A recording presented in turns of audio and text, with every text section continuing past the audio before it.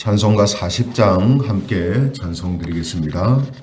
찬송으로 보답할 수 없는 큰 사랑, 주님께 영광 할렐루야. 형제 자매 모두 함께 모여 찬송해. 주님께 영광 할렐루야. 하나님의 자녀여 크게 찬송 부르며 밝고 거룩한 길로 기쁨으로 나아가 주의 보좌 앞으로 속히 들어가겠네. 주님께 영광 할렐루야. 우리 받은 주님 은혜 한량 없도다. 주님께 영광 할렐루야. 기쁜 찬송 부르면서 천국 가겠네. 주님께 영광 할렐루야. 하나님의 자녀여 크게 찬송 부르며 밝고 거룩한 길로 기쁨으로 나아가 주의 보좌 앞으로 속히 들어가겠네. 주님께 영광 할렐루야. 잠시 후에 우리 모두 주를 보겠네. 주님께 영광 할렐루야. 영광스런 보좌 위에 거룩하신 주, 주님께 영광 할렐루야. 하나님의 자녀여 크게 찬송 부르며 밝고 거룩한 길로 기쁨으로 나아가 주의 보좌 앞으로 속히 들어가겠네. 주님께 영광 할렐루야. 만국 백성 천국에서 소리 높여서 주님께 영광 할렐루야. 영원토록 주의 공로 찬양하겠네. 주님께 영광 할렐루야.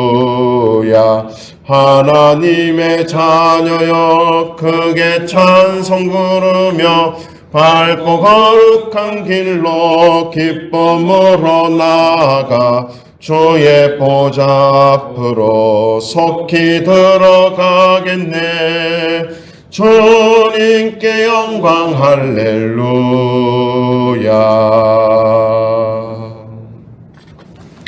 성경 말씀 봉독하겠습니다. 로마서 10장 1절에서 4절 말씀입니다. 로마서 10장 1절부터 4절까지 말씀을 제가 봉독하겠습니다. 1절부터 봉독합니다. 형제들아, 내 마음에 원하는 바와 하나님께 구하는 바는 이스라엘을 위함이니 곧 그들로 구원을 받게 함이라. 내가 증언하노니 그들이 하나님께 열심히 있으나 올바른 지식을 따른 것이 아니니라. 하나님의 의를 모르고 자기 의를 세우려고 힘써 하나님의 의에 복종하지 아니하였느니라. 같이 읽겠습니다. 그리스도는 모든 믿는 자에게 의를 이루기 위하여 율법의 마침이 되시니라. 아멘. 오늘은 하나님의 이런 제목을 가지고 말씀을 전가하겠습니다. 우제라는 작가가 쓴 마흔의 인문학 살롱이라는 책이 있는데요. 이 마흔의 인문학 살롱이라는 책에 보면 한국 사람들이 나이가 들어서 가장 후회하는 것 베스트 3가지가 있다고 합니다. 그 3가지가 뭐냐 하면 첫 번째로 내가 원하는 대로 살지 못한 것. 그리고 둘째가 뭐냐면 열심히 공부하지 않은 거. 세 번째는 가까운 사람한테 더 잘해주지 못한 거. 이것이 이 세 가지가 한국 사람들이 나이가 들어서 가장 후회하는 것 중에 베스트다 이렇게 말하고 있습니다. 여러분들은 지금 가장 후회하는 것이 무엇입니까? 지난 세월을 돌아보면서 참 이건 아쉽다. 그때 내가 이렇게 할 걸 했던 것 중에 가장 후회스러운 것이 어떤 것이 있는가 하는 거죠. 저는 오늘 설교를 준비하면서 신자들이 가장 반성하고 후회해야 할 것이 무엇일까 하는 생각을 해보았습니다. 앞서 말씀드린 세 가지도 우리가 살면서 후회할 수 있는 내용들이죠. 그러나 신자에게 있어서 가장 후회되는 것은 아니죠. 그러면 신자들이 가장 후회해야 할 것이 무엇인가 하는 것입니다. 그것은 제가 생각할 때는 바르게 살지 않은 것입니다. 하나님이 보실 때에 바르게 살지 않은 것을 가장 후회해야 한다는 거죠. 내가 원하는 대로 살지 않았던 거, 열심히 공부하지 않았던 거, 가까운 사람한테 더 잘해주지 못했던 거, 물론 이것도 참 후회스러운 일이고 또 아쉬운 일입니다. 그러나 그것은 어쩌면 우리의 영혼과 삶에 있어서 말 그대로 아쉬운 부분이지 그것이 없었다고 내 삶이 잘못되거나 또 우리의 삶의 결과가 잘못되는 것은 아니거든요. 그러나 하나님이 보실 때에 우리가 바르게 살지 않은 것은 정말 후회할 일이고 또 이것이 심각한 일일 경우에는 우리의 삶이 정말 무용지물이 되는 그런 상황이 벌어질 수도 있는 것이기 때문에 우리 신자들에게 있어서 가장 후회스러운 부분들은 하나님이 보실 때 바르게 살지 않은 것이다 라고 말할 수 있습니다. 그래서 다윗 같은 경우도 우리가 생각해 보면 그의 삶이 참 사람들이 부러워할 만한 그런 모습들도 있었고 또 안타까운 그런 모습들도 있었지만 아마도 다윗이 가장 후회스러운 일은 하나님 보실 때 바르게 살지 못했던 한 부분이었다라고 생각할 것입니다.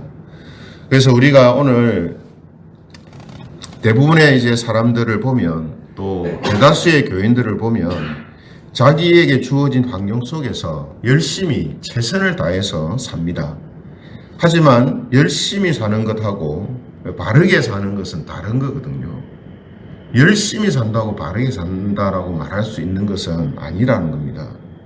그러므로 신자는 열심히 사는 것도 중요하지만 하나님이 보실 때 바르게 사는 것이 훨씬 더 중요한 것이다 라는 겁니다. 이것은 우리가 이스라엘을 볼 때에도 동일하게 나오는 결론이 됩니다. 그래서 오늘 사도 바울은 10장 1절에서 다시 한번 자기 동족인 이스라엘 사람들이 구원받기를 염원하고 기도한다 이렇게 말씀하고 있거든요. 그러면서 왜 우리 민족은 하나님으로부터 많은 기회를 받았고 많은 혜택을 받았는데 왜 이렇게 구원에 있어서 실패할 수밖에 없었는가? 왜 후회스러운 이런 일이, 이런 결과가 초래되었는가? 이것을 바울이 또 깊이 생각을 하고 있습니다. 그래서 9장에서는 그 이유가 믿음에 의지하지 않고 자기들의 행위에 의지를 했기 때문이다라는 결론을 내리고 그것을 우리에게 알려주었죠. 그죠? 지금 이렇게 바울이 자기 동족의 구원에 대하여서 깊은 고민을 하고 그것을 기록으로 남긴 것은 이건 그냥 어떤 민족애 때문이 아닙니다. 이것을 우리에게 남겨주는 이유는 뭐냐면 이제 예수님을 믿음으로 하나님 안에서 살아가는 성도들이 이스라엘을 교훈으로 삼아서 이제는 자기의 행위를 의지하는 자들이 아니라 믿음으로 살아가는 자들이 되도록 세우시기 위하여서 하나님께서 지금 이런 말씀들을 바울을 통해서 남겨두고 있는 거거든요. 그러므로 오늘 본문의 말씀도 마찬가지입니다. 우리는 이 말씀이 우리에게 정말 어떤 것과도 비교할 수 없는 큰 교훈이 되는 거거든요. 이스라엘 민족 이야기다라고 치부하는 게 아니고, 아, 이게 우리 이야기고 우리를 위해서 남겨두신 이야기구나, 그런 말씀이구나 하는 것을 우리는 깊이 깨닫게 됩니다.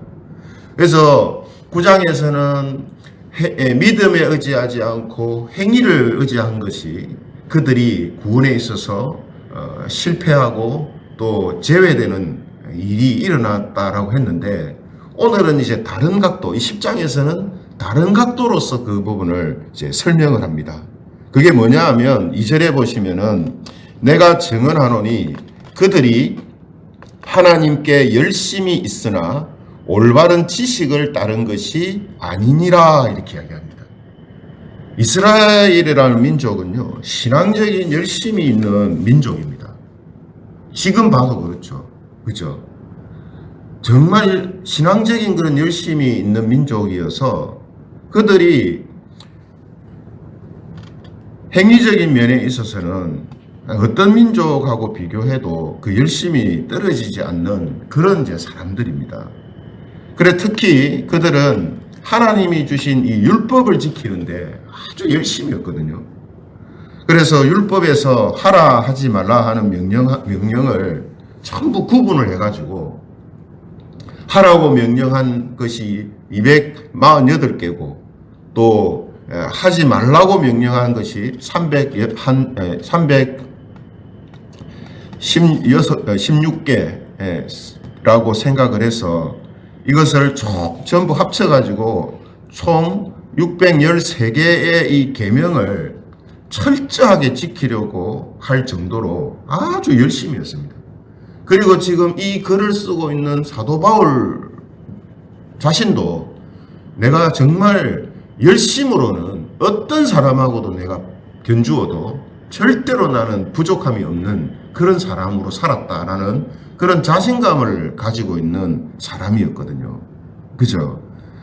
그래서 바울이 그들이 하나님께 열심히 있었다라고 이야기하는 겁니다. 열심히 있었다. 이런 측면에서 보면 우리 한국 사람들도 이 열심이라는 측면에서 보면요, 어떤 민족하고 비교해도 잘 떨어지지 않거든요. 그죠? 그렇기 때문에 사실은 이런 유대인들이 겪었던 또 실수했던 일을 잘못 따라갈 가능성이 많은 것입니다. 또 그런 현상들이 나타나죠. 그죠? 그런 현상이 나타납니다.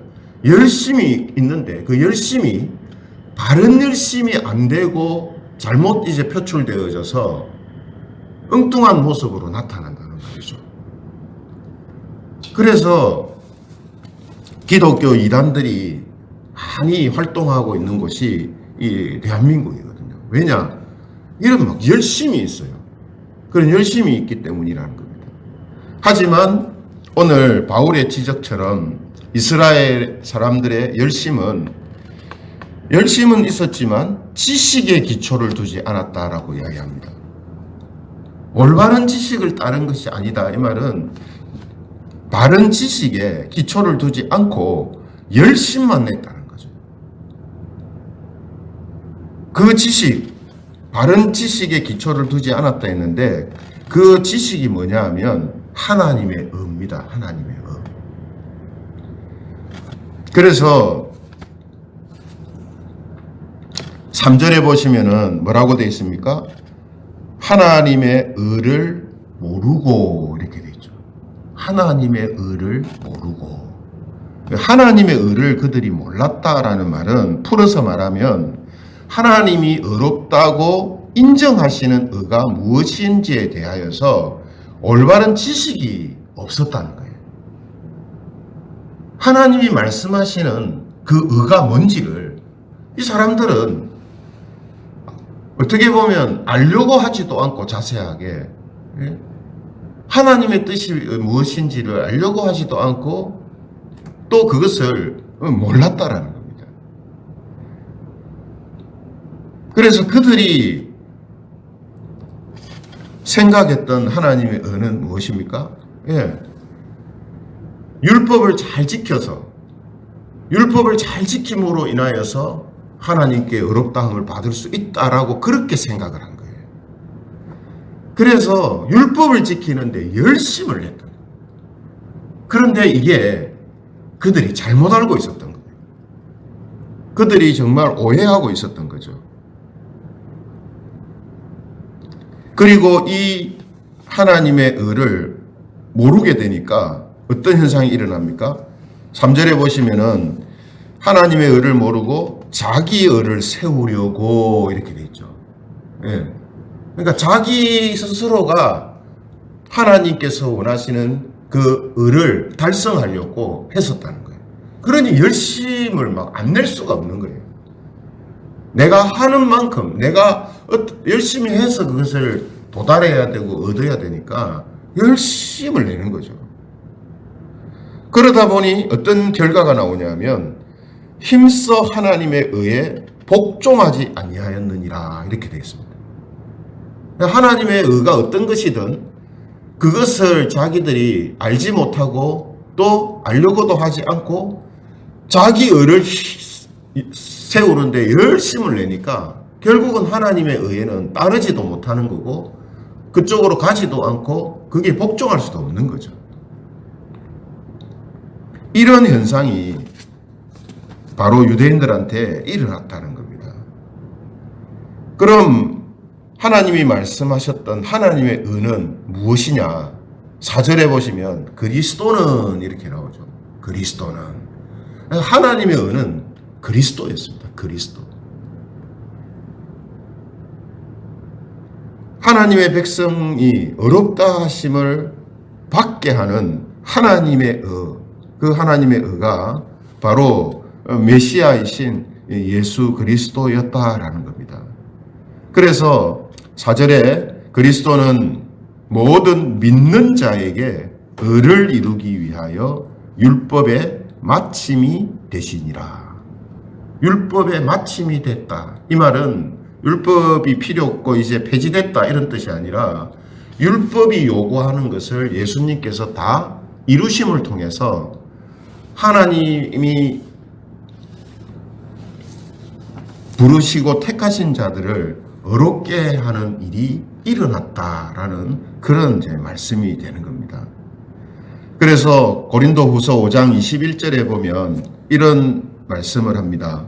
고린도후서 5장 21절에 보면 하나님이 죄를 알지도 못하신 이를 예수님이죠. 우리를 대신하여 죄로 삼으신 것은 십자가에 죽으신 것을 말하죠. 우리로 하여금 그 안에서 하나님의 의가 되게 하려 하심이라. 죄가 없으신 예수님께서 우리의 죄값을 대신 치러주셨기 때문에 이것을 사실로 믿는 자들은 죄 용서함이 이루어지게 되고 하나님께 의롭다함을 얻게 되는 일이 일어나게 된다라는 것입니다. 이게 바로 하나님께서 구약시대 때 선지자들을 통하여서 말씀하셨던 하나님의 의라는 거죠. 네, 하나님의 의. 이걸 이스라엘 백성들이 몰랐다는 거죠. 그래서 자기 의를 세우려고 열심은 냈는데 이것이 바르게 열심을 내는 것이 되어지지 못하니까 결국은 하나님의 구원에서 제외되는 모습들이 나타나게 됐다라고 말하고 있는 것입니다.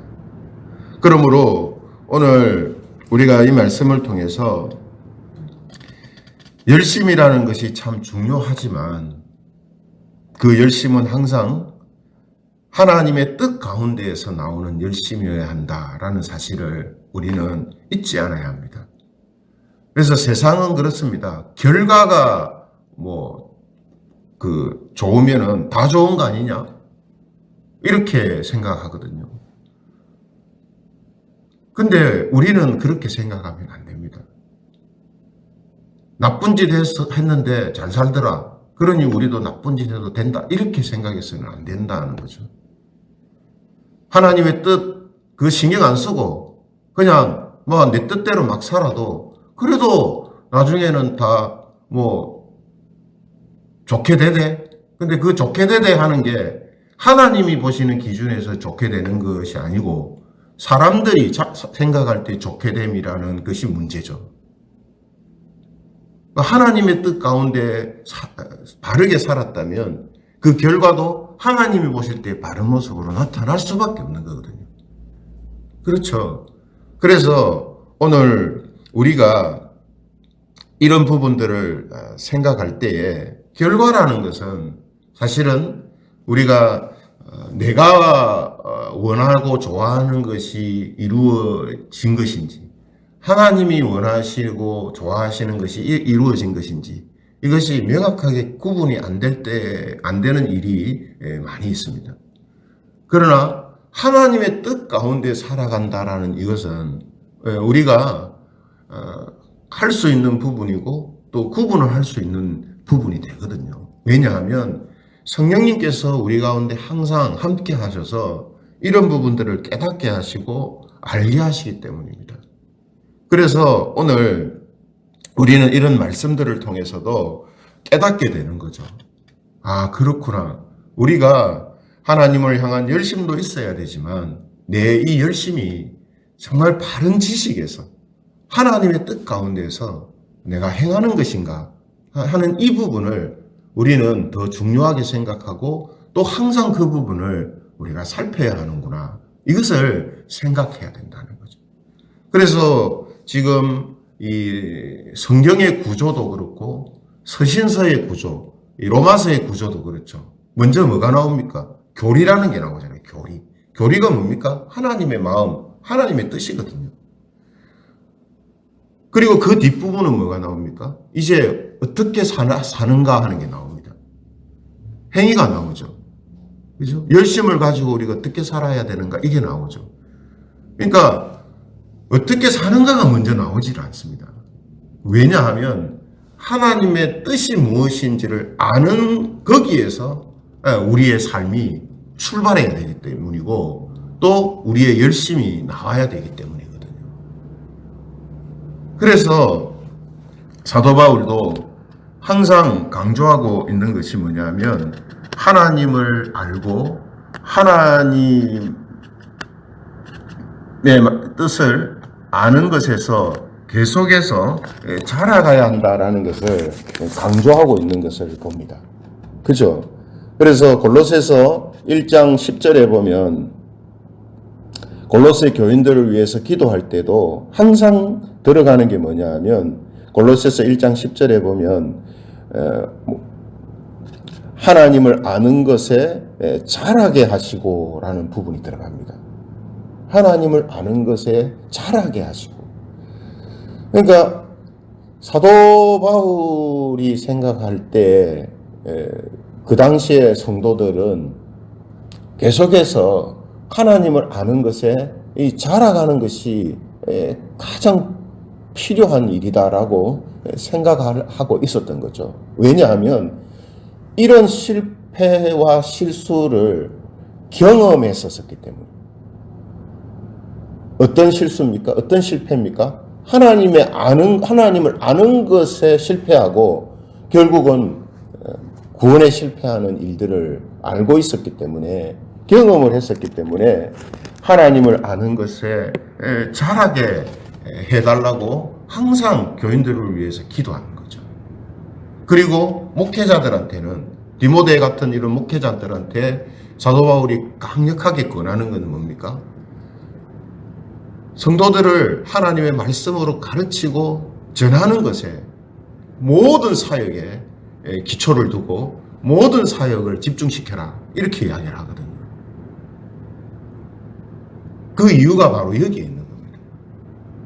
그래서 오늘 우리는 이런 말씀들을 통해서 다시 한번 우리가 정말 모든 일에 있어서 하나님의 뜻이 무엇인지를 아는 것, 그것이 정말 중요하다라는 사실을 우리가 다시 한번 생각하면서 우리의 이제 삶의 모든 근간이 바로 이런 것이 기초가 되어 있어야 됩니다. 그래서 우리가 교회에서 하는 모든 일들이나 사역뿐만 아니라 우리 개인적인 생활의 모든 일들까지도 하나님의 뜻이 무엇인가 하는 것을 항상 생각하는 그런 모습과 마음을 가지고 있어야 되는 거죠. 하나님의 뜻이 무엇인가? 하나님이 기뻐하시는 일인가? 이것이 바른 것인가? 이 부분을 항상 생각해야 되는 겁니다. 그래서 우리가 그런 마음과 태도를 가지고 살아갈 때 오늘 성령님께서 우리 안에 역사하고 계시기 때문에 오늘 유대인들이 실패하고 그들이 잘못되었던 이런 일들이 우리한테는 일어나지 않게 되는 거죠. 그렇게 하라고 오늘 이런 말씀을 우리에게 주시는 것입니다. 그래서 오늘 우리가 서두에 말씀드린 것처럼 신자들이 가장 후회하는 것이 뭐냐 했을 때 우리는 후회할 것이 있든 없든 가장 먼저 나와야 되는 게 뭐냐면 하나님 보실 때에 내가 바르게 살았는가 하는 이 질문이 가장 우선순위에 나와야 되는 거죠. 그래서 저와 여러분들의 삶이 항상 이런 기준을 가지고 살아감으로 인하여서 구원에서 뿐만 아니라 모든 일에 있어서 실패하고 잘못된 그러한 방향으로 나아가는 것이 아니라 하나님 보실 때에 바르고 또 하나님 보실 때에 기쁘신 그런 모습으로 살아가는 그런 우리 김해재건교회 모든 성도들이 되시기를 주님의 이름으로 축원합니다.